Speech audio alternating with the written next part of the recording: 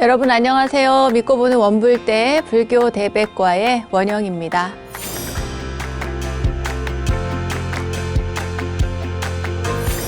육바라밀 가운데 하나인 보시. 그 보시 하면 대부분은 금전적인 것을 떠올리시죠? 그러나 우리 불교에는 꼭 그렇게 물질적인 것이 아니라 돈이 없어도 베풀 수 있는 방법들이 있습니다. 바로 무제 칠시라는 것이 있는데요. 그 첫 번째, 부드럽고 정다운 얼굴로 남들을 대하는 겁니다. 화한시라고도 하죠. 또 따뜻하고 부드러운 말로 사람들을 대하는 언시, 말씀 언자를 써서 언시라고 합니다. 착하고 어진 마음의 문을 열고 상대를 대하는 사람들, 그것을 심시라고 하고요. 또 상대를 온화하게 바라보는 안시, 또 몸으로써 남을 돕는 이 몸신자의 신시, 그리고 자리를 양보해주는 좌시, 앉을 좌, 좌시, 그리고 상대의 마음을 헤아려서 도와주는 찰시, 그러니까 살필 찰자를 써서 살펴주는 찰시가 그것입니다. 이 보시행은 그러니까 어려운 것이 아니죠. 무엇보다 실천이 중요한 일입니다. 우리 원불대 시청자 여러분들, 오늘 알려드린 이 무제 칠시의 마음으로 보살행을 실천하는 바른 불자들이 되시길 기대하겠습니다. 자, 원영 스님의 불교 대백과, 오늘도 부처님의 참된 가르침을 찾아서 떠나볼까요? 여러분, 오늘도 환영합니다. 어서 모이세요.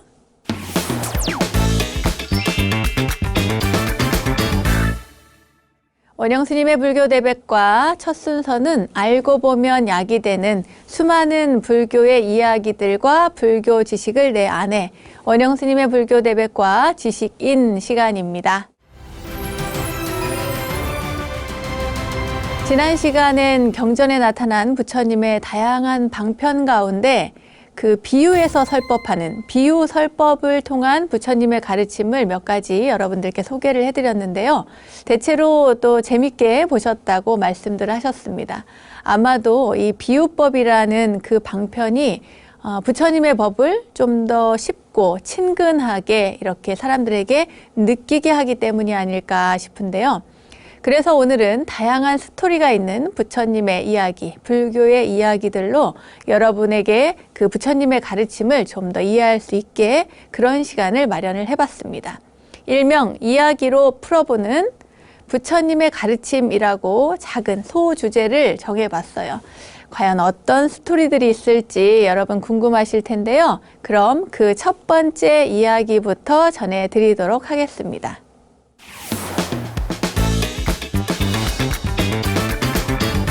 첫 번째 이야기입니다. 미묘 비구니 스님의 전생 이야기예요. 저처럼 출가한 비구니 스님, 부처님 당시에도 있었는데요. 아주 많이 있었죠. 그 중에 아주 뛰어난 장로 비구니 스님, 미묘 비구니 스님, 미묘 스님이라는 분이 계셨는데 지혜의 눈을 떠서 아라한이 된 이 미묘 스님께서는 자기 자신이 너무 힘들게 사는 거예요. 출가하기 전에. 그 자기 자신의 기구한 그 인생 이야기, 인과에 관한 이야기를 어느 날 대중들에게 이렇게 이야기를 해주셨습니다. 담담하게 말씀을 하셨는데, 원래는 그 바라문의 딸로 태어났대요. 부처님 당시에 뭐 지금도 그렇지만 바라문이라고 하면 거의 이제 최고 계급이잖아요. 또 잘 살기도 하고 사람들의 존경을 받는 그런 제사장, 바라문의 딸로, 사제의 딸로 태어났는데, 그 이웃 마을에 또 다른 또 존경받는 바라문이 있어서 그 집 아들하고 결혼을 하게 됩니다. 그래서 결혼을 해서 가정을 이루고 아들을 하나 낳았어요. 그 후에 시댁 부모들은 또 다 돌아가시고 그 다음에 이제 둘째 아들을 또 갖게 됐다고 합니다. 그러니까 첫째 아들은 낳고 둘째 아들은 지금 임신 상태인 거죠. 그래서 남편과 의논을 했습니다. 그리고 나서 친정에 가서 해산을 하기로 한 거죠. 근데 친정으로 가던 도중에 갑자기 진통이 와서 그때 나무 아래에다가 이제 자리를 펴고 그날 밤에 아기를 낳았대요. 그래서 아기를 낳고 그리고 이제 그 밤에 길에서 자게 된 거예요. 강가에서 자게 됐는데 조금 떨어진 곳에 남편은 자고, 그리고는 이제 이 여인은, 그러니까 스님이죠. 미묘 비구니 스님, 그 스님이 출가하기 전에 이 여인은 아이들을 데리고 이렇게 자고 있었어요. 그런데 자다가 이제 깬 거예요. 깼는데 새벽녘에 겨우 일어나서 이제 남편을 깨우려고 가봤는데 남편의 몸이 너무 차가운 겁니다. 그러고는 봤더니 얼굴이 온몸에 독이 퍼져가지고 까맣게 변한 거예요. 독사한테 물려서 그 독사의 독이 온몸에 퍼져서 죽어있는 남편을 발견을 하게 됩니다. 얼마나 놀랐겠어요. 금방 아기가 태어났는데 새벽에 가서 보니까 남편이 죽은 거야. 그것도 뱀에 물려서.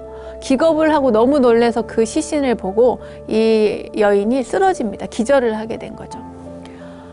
그래서 이제 기절을 하고 났는데 이제 그 어린 아들이 있잖아요. 첫째 아들이 깨어나서 이렇게 보니까 엄마는 기절해 있고 아빠는 시커멓게 죽은 시신이 되어 있어요. 그러니까 얼마나 놀랬겠어요, 아기도. 거기서 이제 막 아기가 막 우는 겁니다. 울부짖는 거죠.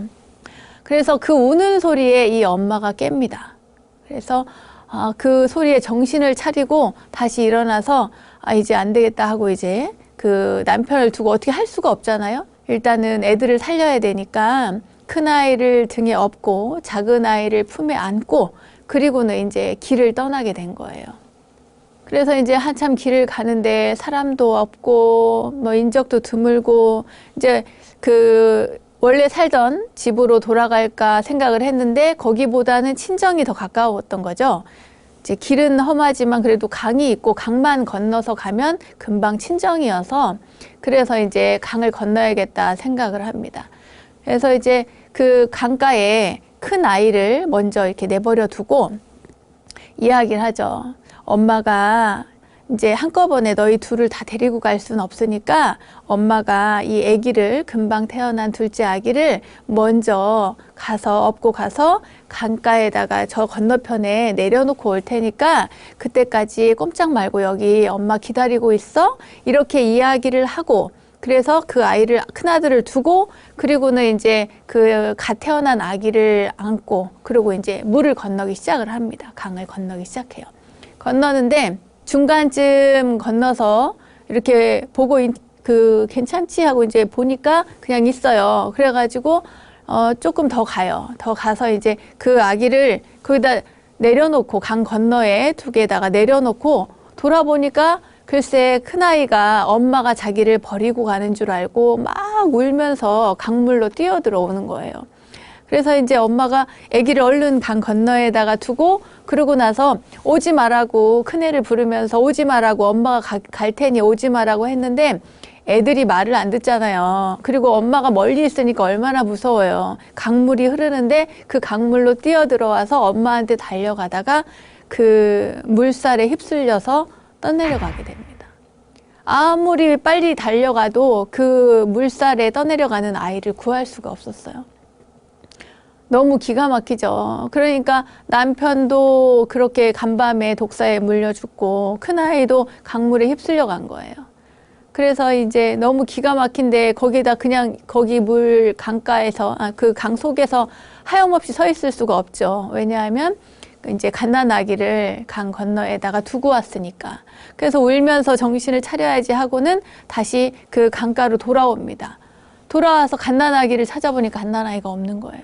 봤더니 늑대가 갓난아이를 물고 갑니다. 얼마나 기가 막혀요? 이런 기가 막힌 일을 겪고 기절을 했다가 또 깨어나기를 반복합니다. 너무 빠져가지고 정신이 없는, 반은 미쳤겠죠. 반은 미친 엄마가 되어 있는 겁니다. 그래도 어떡해요? 가까우니까 친정으로 돌아가야 되겠죠. 그래서 길을 재촉을 하는데 가다가 아버지의 친구분을 만나게 돼요. 그래서 그 아버지 친구분이 이야기를 합니다. 아니 너는 아무개 아니냐, 아무개 딸 아니냐 이러니까 막 슬픔에 복받쳐서 통곡을 하고 지난 일들을 얘기를 해요. 그런데 그 아버님의 친구분이 얘기를 하기를 아유 어떻게 그런 일이 있냐, 그런데 지금 집에 가봐도 소용이 없다고 얘기를 합니다. 왜 그러냐 하니까 친정이 지금 어제 저녁에 불이 나가지고 부모님과 동생들이 다 불에 타 죽었다는 거예요. 이렇게까지 불운이 겹칠 수가 있는가, 이렇게까지 힘든 일이 있을 수 있나, 이런 생각을 하면서도 이런 비통한 현실에 계속 까무라치는데 어떡해요. 그래서 아버지의 친구분이 불쌍하니까 이제 데리고 가서 친자식처럼 보살펴 주게 되었습니다. 다행이죠, 그나마.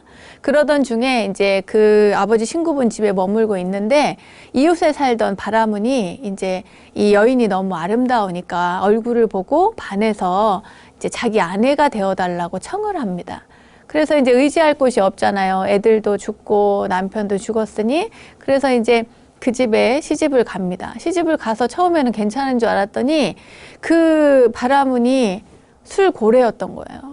그리고 술만 먹으면 변한 거예요. 돌변해가지고 술 주사가 너무 심해가지고 아내를 때리고 막 학대를 하고 모욕을 주고 그러는 거예요.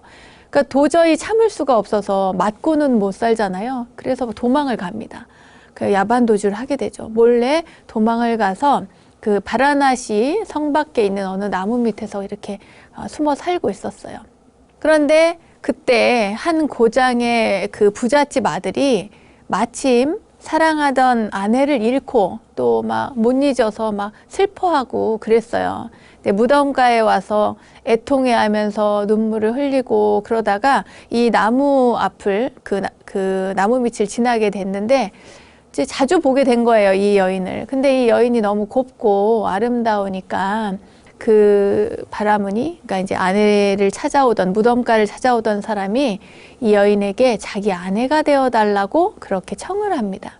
그래서 이 사람은 괜찮겠지. 저렇게 죽은 아내를 찾아와서 눈물을 흘릴 정도면 이런 사람은 괜찮겠지 하고 그 사람을 따라서 가게 됩니다.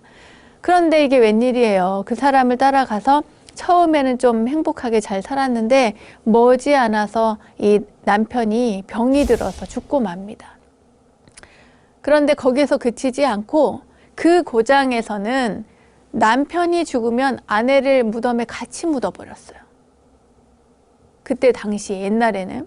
그러니까 이제 멀쩡하게 살아있는 여인인데 남편이 죽어서 같이 그 무덤에 묻히게 된 상황인 거예요. 너무 기가 막히죠. 그래서 산채로 묻힙니다. 죽은 남편 옆에 같이. 그래서 이제 무덤 속에 이제 관 속에서 이렇게 있는데 모든 걸 포기했겠죠. 생을 다 포기하고 관 속에 누워 있는데 갑자기 소리가 들리는 거예요.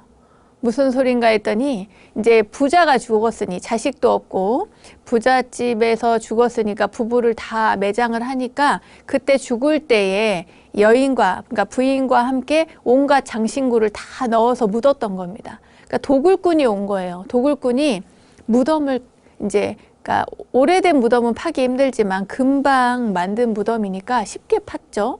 그래서 이렇게 막 파고는, 그러고는 이제 이렇게 열고는 장신구를 훔쳐가려고 봤더니 여자가 살아있는 거예요. 그래가지고 이제 이 도둑 때문에 다행인지 뭔지 아무튼 살게 됩니다. 그리고는 이번에는 그 도둑의 아내가 되었어요. 이 도둑의 아내가 되어서 살고 있는데 이제 이 뭐 도굴꾼이니까 이 도굴만 했겠습니까? 여기만 한 게 아니겠죠. 여기저기서 도둑질을 많이 하고 그랬겠죠. 그래서 이 도굴꾼을, 이 도둑을 잡으려고 방이 붙었던 거예요. 그렇게 되니까 이제 지명수배자가 되니까 이 사람이 머지않아서 잡히게 됩니다. 그래서 결혼한 지 얼마 안 됐는데 또 이 도둑 남편이니까 도둑 남편이 관아에 붙잡혀가서 사형을 당하게 돼요.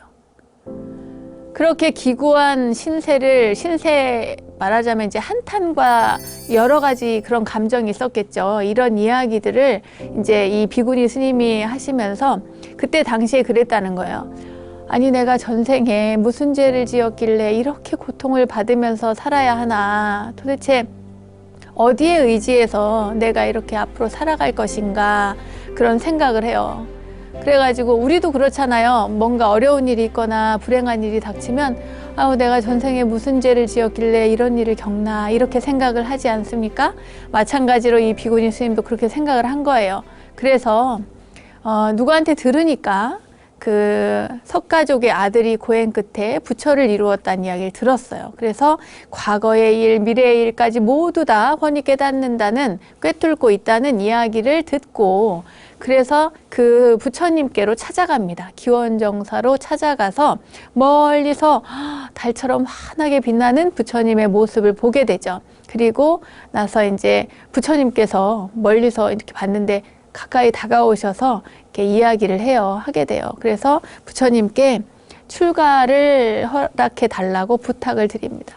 부처님, 제가 너무 힘든 일을 겪어서 저는 이제 열심히 오로지 출가해서 수행을 잘 하겠습니다. 이렇게 이제 얘기를 해가지고 부처님께서 아난존자에게 이 여인을 데리고 가서 고타미, 그러니까 그 처음으로 여성 출가자인 고타미, 마하파자파티에게 데리고 가서 개를 주게 해라, 이렇게 이야기를 합니다. 그래서 가서 개를 받고 그 고타미 수행자 밑에서, 비고니 스님 밑에서 열심히 수행 정진을 해서 사성제에 대한 가르침을 듣고 배우고 정진해서 드디어 아라한의 경지에 이르게 되었다는 겁니다. 그 다음에 도대체 전생에 내가 무슨 죄를 지었나, 이렇게 이제 생각을 했기 때문에 아라한을 이룬 다음에 살펴봅니다. 자기의 전생을 살펴본 거예요. 살펴보니 자기가 전생에 정말 큰 죄를 지은 거예요. 무슨 죄를 지었냐? 전생에 이제 한 부자가 있었는데 자기가 그 부자하고 결혼을 하게 됐대요. 그러니까 그 전생에도 여인이었던 거죠. 그런데 자식을 못 낳았답니다. 자식을 못 낳아서 남편이 작은 부인을 두게 되었대요. 옛날에는 작은 부인들 많이 두잖아요. 그리고 이제 인도 땅에서는 그런 일들이 더 많았다고 합니다. 그래서 작은 부인을 두었는데 이 작은 부인이 조금 뭐랄까 계급상으로는 조금 낮은 계급의 여인이었지만 아주 아름다운 여인이었던가 봐요. 그래서 자기 남편인 그 부자 남편이 그 작은 부인을 엄청 사랑했답니다. 그리고는 사랑하고 예뻐하고, 그리고 나서 이 작은 부인이 아들까지 하나 낳았대요. 그러니까 금이야 오기야, 이제 큰 부인인, 본인인 큰 부인은 아이를 못 낳았는데 작은 부인이 아들을 낳았으니까 다들 얼마나 좋아하고 작은 부인은 이제 기세등등했겠죠. 이제 이 큰 부인은 시샘이 나서 생각을 한 거예요. 내가 비록 귀한 그런 문벌의 출신이지만 이 집안을 이을 자식이 없구나. 그런데 만약에 저 애가 나중에 자라나서 이 집안의 재산을 모두 상속받게 되면 그때 나를 그냥 둘까? 나를 또 이렇게 또 내치는 건 아니야? 내 처지가 뭐가 될까? 이렇게 고민을 하게 됐다는 거예요. 그래서 안 되겠다 싶어가지고 저 아이를 내가 죽여버려야겠다, 이렇게 생각을 한 거야. 정말 나쁜 마음을 먹은 거죠. 그런데 이제 그냥 죽일 수는 없잖아요. 목을 조를 수도 없고 하니까 이제 그 몰래 아이가 어떻게 죽는지 모르도록 하는 방법을 생각을 한 겁니다. 그게 뭐냐면 그 아이 머리 정수리에 이제 머리카락이 덮여 있으니까 그 정수리에다가 작은 바늘을 하나 이렇게 꽂아 놓은 거예요. 그러니까 아기가 계속 울겠죠. 아프니까 울고 먹지도 못하고 이제 바짝바짝 말라서 결국에는 그 아이가 죽게 됩니다. 그러니까 작은 부인이 자식을 잃고 너무 애통해서 막 미칠 것처럼 막 괴로워하는 거예요. 그리고 막 쫓아와서 큰 부인의 소행이다, 이거는 멀쩡한 아이가 이럴 리가 없다 하면서 쫓아와가지고 막 얘기를 하는 거예요. 당신이 우리 애를 죽였지, 당신이 내 애를 죽였지 하면서 막 이렇게 이야기를 하는 거예요. 그때 그 큰 부인이었던 이 미묘 비고니 스님이죠. 그러니까 그 큰 부인이 그때 펄쩍 뛰면서 거짓말을 합니다. 뭐라고 얘기하느냐? 나는 절대 죽이지 않았다. 절대로 그런 일은 없다. 내가 만약에 당신 아이를 죽였으면, 내가 만약에 그 아기를 죽였으면 다음 생에 내 남편은 독사에 물려 죽을 것이요. 그리고 내가 낳은 자식은 물에 빠져 죽거나 또는 늑대에 잡혀 먹을 거다. 나는 산채로 땅에 묻힐 거고 내 부모 형제는 다 불에 타 죽을 거다. 내가 이렇게 말하는데도 이런 나를 의심하겠냐고 이렇게 얘기를 하는 거예요. 어떻게 이런 거짓말을 할 수가 있을까요? 참 이야기지만 이런 거짓말은 참 하기 힘든데 아무튼 이런 거짓말을 한 거죠. 그리고 나서 그 과보를 그대로 그 다음 생에 받게 된 겁니다. 이 미묘 비고니 스님은 그 대중들에게 이야기를 합니다. 그때 그 부인이 현재 바로 접니다. 지금 저는 다행히도 부처님의 가르침을 만나서 아라한이 되었지만 항상 지금도 그 뜨거운 바늘이 이 정수리에 들어와서 박혀 있는 것처럼 너무 고통스럽다는 거예요. 이 재앙과 복은 결코 사라지는 것이 아니라는 이야기를 합니다. 여러분, 이 이야기, 미묘 비구니 스님의 이야기는 참 많은 이야기들을, 많은 가르침들을 우리에게 전해주고 있죠. 세상 만사는 인연에 의해서, 그리고 인연의 씨앗, 내가 어떻게 사느냐에 따라서, 어떤 씨앗을 뿌리느냐에 따라서 달라집니다. 착한 인연을 심으면 착한 과보를 받을 것이요, 나쁜 인연을 심고 나쁜 마음을 먹으면 나쁜 과보가 오는 것은, 이것은 너무나 빤한 이치입니다. 이제 명심해야 되겠지만 우리가 자주 있습니다. 다른 건 몰라도 나쁜 마음이 일어나려고 하면 스스로 이건 나쁜 마음이야, 나쁜 마음은 내면 안 되지, 이렇게 본인 스스로 알아차리는 그런 불자들이 되셨으면 좋겠습니다.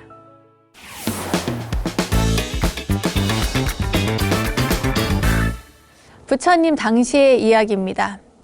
부처님 당시에요, 몇몇 유명한 기생들이 나오는데 그 가운데 연화라는 기생이 있었습니다.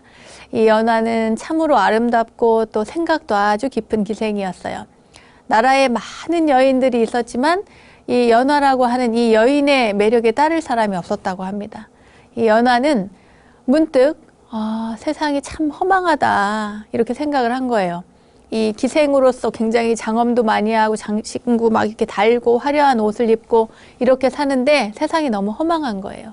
그래서 어느 날 출가를 해야 되겠다, 나도 스님이 되어야겠다 생각하고 부처님이 계시는 곳으로 떠났습니다. 이제 부처님을 향해 막 찾아가는데 가다가 이제 목이 마른 거예요.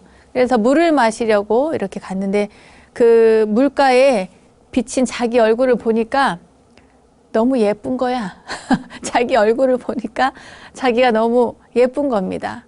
요즘 같았으면은 아이고 저 나르시시스트 아니야? 이렇게 생각하겠지만 그때 당시에는 그런 개념이 없었을 테니까, 몰랐을 테니까 보고는 이렇게 예쁜 내가, 이렇게 아름다운 피부와 얼굴을 가진 내가 출가를 해도 되는가? 이렇게 마음이 흔들린 거예요.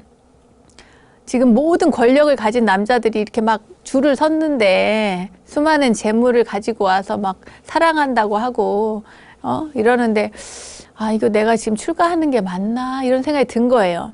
이제 이렇게 연화가 출가를 하러 가는 길에 이 세상의 부귀영화를 생각하면서 그냥 돌아갈까 하고 발길을 돌리려고 하는 그때에 저기서 한 여인이 오는 거예요. 그 여인도 물을 마시러 왔겠죠? 한 여인이 오는데 이 연화가 깜짝 놀란 거예요. 세상에 자기 얼굴은 얼굴도 아니야. 너무 예쁜, 아름답고 우아하고 진짜 비단결 같은 머리카락을 가진 여인이, 진짜 천상의 아름다움을 가진 여인이 나타난 겁니다. 그래가지고 와서는 이 여인이 정답게, 말도 친절하게 연화에게 말을 거는 거예요. 아니, 얼굴만 예쁜 게 아니고 성격도 좋아, 말투도 너무 예뻐, 친근하고 정답게 이렇게 이야기를 하니까 이 연화가 세상에 이렇게 아름다운 여인도 있구나, 내가 제일 예쁜 게 아니구나, 이렇게 생각을 했겠죠. 그래서 이제 둘이 친해진 거예요. 친해졌는데 이 아름다운 여인이 너무 피곤하다 그래요. 그래서 이제 조금 쉬어가면 좋겠다 하니까 이 연화가 자기 무릎을 베고 여기 누우라 그래요. 그래서 이 여인이 그래요, 그래도 될까요? 하고는 이제 연화의 무릎을 베고 잠시 누워서 잠이 들었습니다. 그랬는데 연화가 이렇게 보면서 너무 아름답잖아요. 자기 무릎에 이제 얼굴을 이렇게 대고 누워있는 여인의 모습이 너무 아름다워서 이렇게 뚫어져라 보고 있는데 갑자기 이 여인이 죽은 거예요. 내 무릎 위에서 여자가 죽었어. 얼마나 놀라워요? 당혹스럽잖아요. 그런데 거기에서 그치지 않고 여인이 갑자기 목숨이 끊어지자 갑자기 얼굴이 막 문드러지고 살이 썩고 막 냄새가 나고, 내가 어떻게 처치하기 전에 막 냄새도 나고 벌레도 기어 나오고 여기저기서 막 그 있잖아요. 그 사람이 죽어서 변해가는 그 모습을 이 눈앞에서 자기 무릎 위에서 이 연화가 다 본 거예요. 그 비단결 같은 그 아름답던 머리카락도 막 하얗게 변해서 막 빠져버리고 형체를 알아볼 수가 없는 거예요. 이제 그냥 백골만 남게 되는 그런 상태까지 이르렀어요. 그걸 보고서는 연하가 생각을 하죠. 이 아름다운 여인의 그 허망한 죽음 앞에서 야, 이렇게 아름다운 여인도 이렇게 변하는데 나라고 뭐가 다르겠나. 그러면서 잠시나마 또 이야기를 나누고 정을 나누고 친했으니까 눈물을 흘리면서 이 여인을 잘 묻어줘요. 묻어주고는 세속으로 돌아가려고 했던 그 마음을 접고 다시 부처님께로 갑니다. 부처님을 찾아 떠나요. 그리고는 가니까 부처님께서는 이미 모든 걸 다 알고 계셨죠. 연화에게 사람으로서 가장 허망한 것이 4가지가 있다 이러면서 부처님이 말씀을 해주십니다. 첫째는 젊음은 반드시 늙음으로 돌아가는 것이다. 그쵸 여러분? 젊음은 영원한 것이 아니니까요. 그리고 둘째는 건강입니다. 부처님께서 건강한 것도 마침내는 끝이 있어 죽음으로 돌아가는 것이다 이렇게 얘기합니다. 이해가 가시죠? 설명이 필요 없습니다. 그리고 세 번째 부모 형제 모두 화목하게 잘 산다 하여도 결국에는 다 흩어지고 마는 거다. 부모님은 때가 되면 돌아가시고 형제도 또 결혼해서 그렇게 살다가 가면 형님도 먼저 가시고 이렇게 흩어진다는 거예요. 그리고 마지막으로 수많은 재산이 있을지라도 끝내는 다 흩어진다. 돈이라는 게 잡으려고 하면 할수록 도망을 갑니다. 사랑도 마찬가지죠. 잡으려 하면 할수록 도망을 갑니다. 이처럼 부처님께서 4가지 허망한 것에 대해서 말씀을 해주셨어요. 이 연화라고 하는 이 기생은 부처님의 가르침을 듣고 아름다움에 대한 허상을 알고 그리고 또 열반만이 그 구도만이 수행만이 영원한 안식처가 될 수 있다는 것을 알게 됩니다. 그래서 스님이 되고자 하는 그 마음을 부처님께 이제 말씀을 드리니까 누가 깎아준 것이 아니라 이 연화는 저절로 부처님 앞에서 머리카락이 떨어졌대요. 그리고 부처님의 말씀을 듣고 금방 아라한의 경지에 이르렀다고 합니다. 인생이 참 허망하죠. 부처님께서 말씀을 다 해주셨습니다. 4가지 허망한 이야기도 해주셨고 그런데 허망이라고 하는 것, 허무라고 하는 것은 이 무상이라고 하는 것 늘 변하는 거죠. 항상한 것이 없는 이것은 누군가가 설명해서 되는 일이 아닙니다. 본인이 보고 느끼고 우리 일상에서 항상 이렇게 언제든 정신만 차리면 금방 알 수 있는 것입니다. 그런데 우리의 외모야 말할 게 뭐가 있겠어요. 네. 하지만 분명 단정하게 살고 최선을 다해서 열심히 살아야 하는 것만은 분명하니까요. 우리가 부처님의 가르침을 알고 이 허망한 것에 집착만 하지 않으면 되겠습니다. 네. 부처님의 가르침은 아마도 열심히 살아라. 그러나 무상한 것에, 탐욕에, 외모에, 욕망에 끄달리지 마라. 이런 이야기를 하신 것 같습니다. 네. 불교 지식을 내 안에 원불대 지식인 시간. 오늘은 이야기로 풀어보는 부처님의 가르침이라는 주제로 다양한 이야기들을 전해드렸는데요. 여러분 어떠셨어요? 옛날 이야기 해드리는 것처럼 하려고 애는 썼는데 어쩌셨는지 모르겠습니다. 오늘 들려드린 이야기들을 여러분 떠올리시면서요. 나의 삶을 어떤 방향으로 잡아가야 할지 또 깊이 한번 생각해 보시면 좋겠습니다. 자, 불교 지식을 내 안에 원불대 지식인 오늘은 여기까지입니다.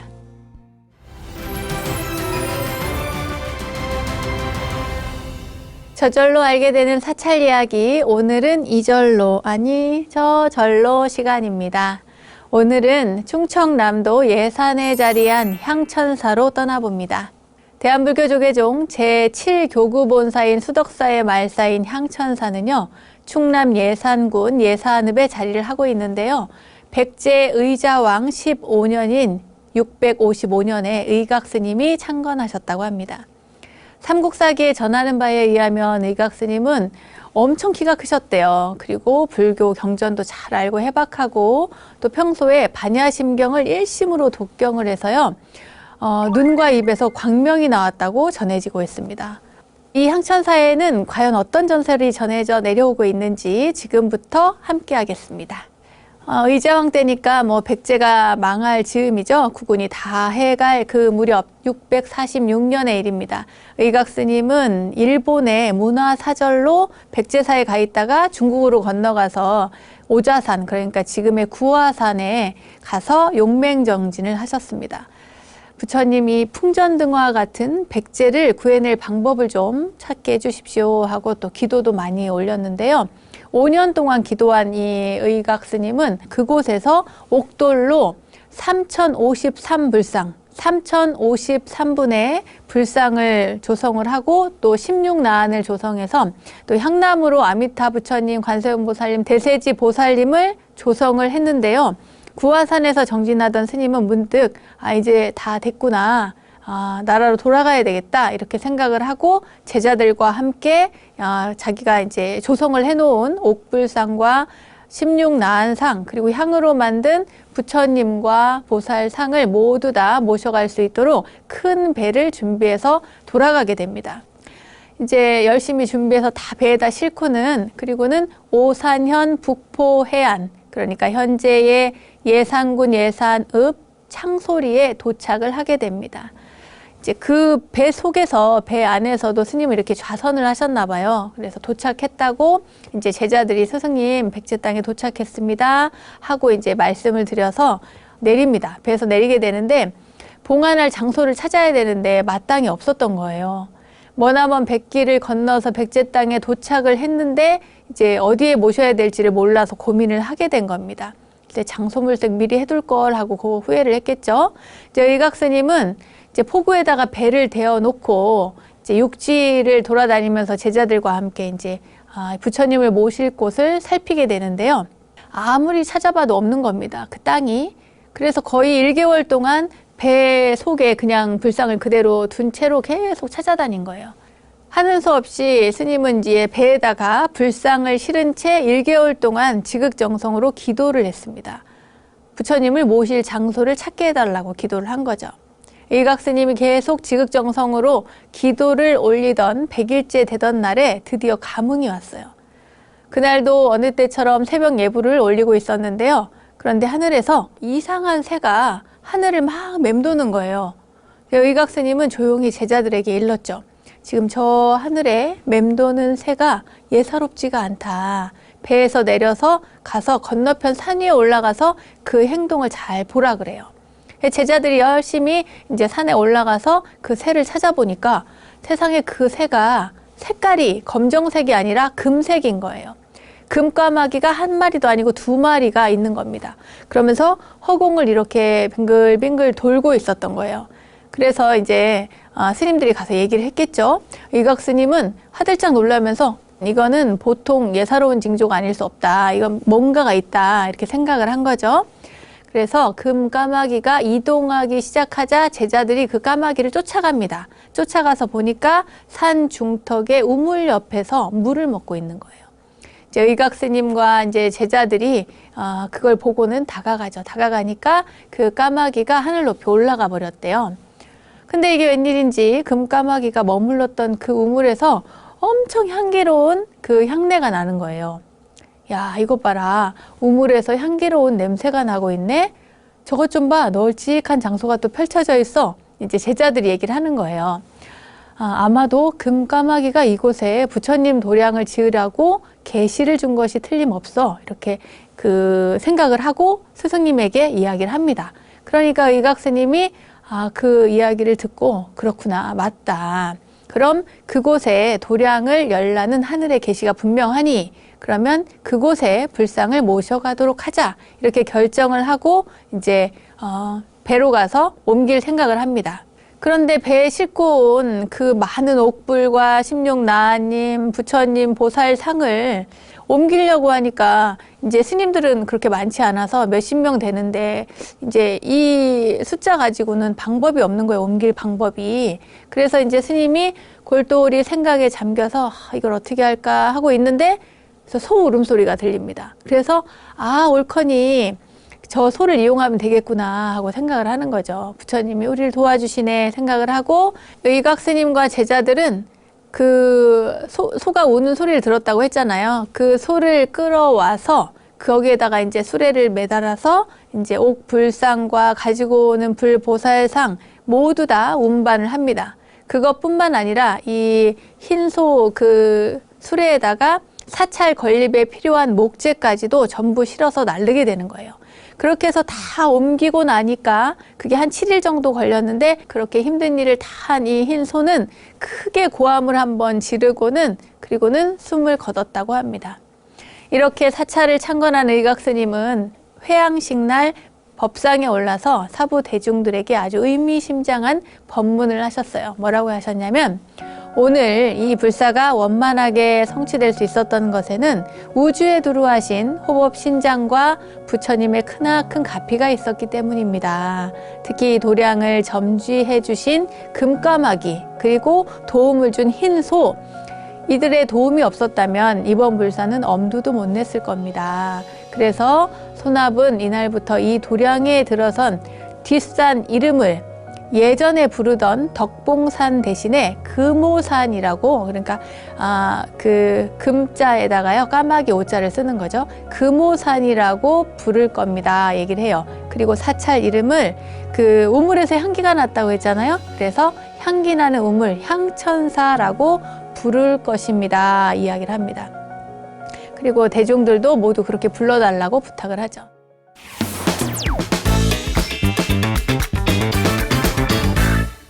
원영스님의 불교 대백과 오늘도 즐거운 시간 되셨습니까?